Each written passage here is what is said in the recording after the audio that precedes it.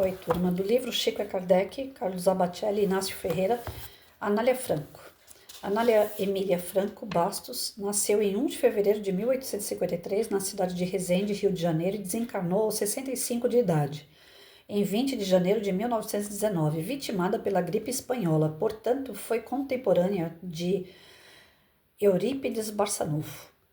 Teve extraordinária atuação no campo da educação, era professora, jornalista, poetisa e escritora. Fundou mais de 70 escolas e mais de 20 asilos para crianças órfãs, além de uma colônia para mulheres.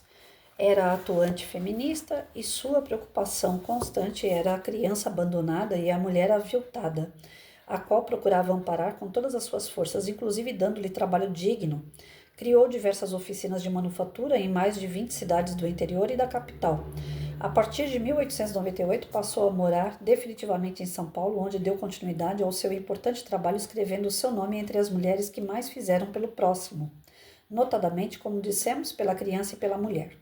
Sofreu inúmeras perseguições e foi perseguida a tal ponto que, para não comprometer o seu trabalho, solicitou em casamento a Francisco Antônio Bastos, que lhe era devotado amigo e admirador. Quando a lei do ventre livre é aprovada em 1871, as crianças filhas de escravas não tinham onde morar, porque os fazendeiros as enxotavam de suas terras.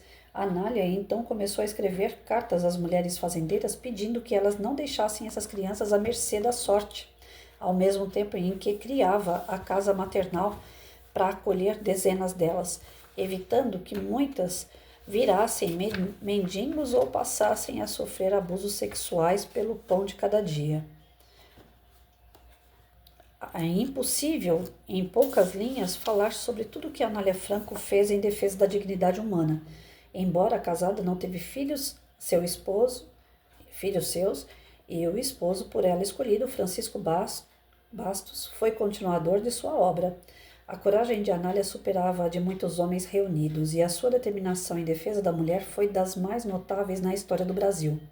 Católica, tornou-se espírita convicta, o que fez com que as perseguições contra ela ainda mais se acirrassem.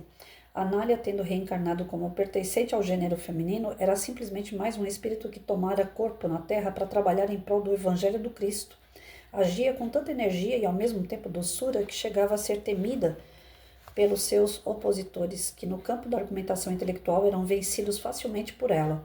Chegou-se inclusive a tramar a sua morte com 2 de seus mais ferrenhos adversários, tendo contratado um homem para matá-la. Arrependido, o próprio homem, no entanto, procurou Anália para revelar o plano que se urdia contra a sua vida, tornando-se a partir dali seu colaborador.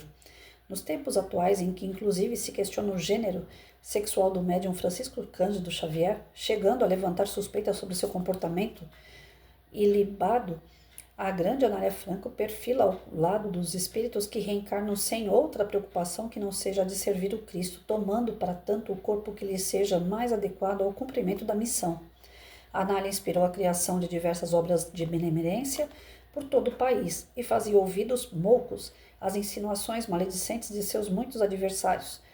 Escritora de mérito, criou a revista Álbum das Meninas, cujos textos eram principalmente voltados para jovens, que, incentivando-as ao estudo e à leitura, sempre apelando aos genitores para que encaminhassem as suas filhas às escolas. Entre os livros de sua lavra própria, podemos citar A Égide Materna, A Filha do Artista e A Filha Adotiva, além de várias peças teatrais e poemas. Incansável, lutou até o fim de suas forças em favor da criança e da mulher, tendo dado cabal cumprimento à missão que certamente lhe fora confiada pelas esferas mais altas. Renunciou à maternidade própria para adotar em seu coração centenas de filhos alheios, meninos e meninas, árvores pequeninas que hoje, através de seus descendentes, estão a frutificar fazendo a grandeza da pátria. Sem dúvida, Anália Franco foi a grande dama da educação brasileira. Então tá aí um pouquinho da história da Anália Franco em relação à sua encarnação, onde ela veio fazer a diferença entre as mulheres, mesmo na época ainda das grandes fazendas, da escravidão e após a escravidão, sempre fazendo a diferença na educação de crianças, né? Através do seu profissionalismo, sendo professora, jornalista, poeta, escritora, e ela como espírito, ela veio como mulher justamente para mostrar que não havia fragilidade nenhuma em relação ao sexo, sim, pela boa vontade dela de fazer a diferença e como ela realmente tinha esse desejo, ela conseguiu, através das suas obras, deixou uma série de benefícios às pessoas que circundavam ela e hoje, como foi dito no texto, né, existem aí tantas outras que se beneficiaram através do benefício que ela deixou aos antepassados. Então, pessoas que não tinham nenhum tipo de esclarecimento, que estavam à margem, ela tirou dessa situação, colocou para estudar, colocou para ter profissões e hoje está aí. A molecadinha crescendo, os jovens, né? Que são frutos desses antepassados que ela ajudou. Olha que bacana.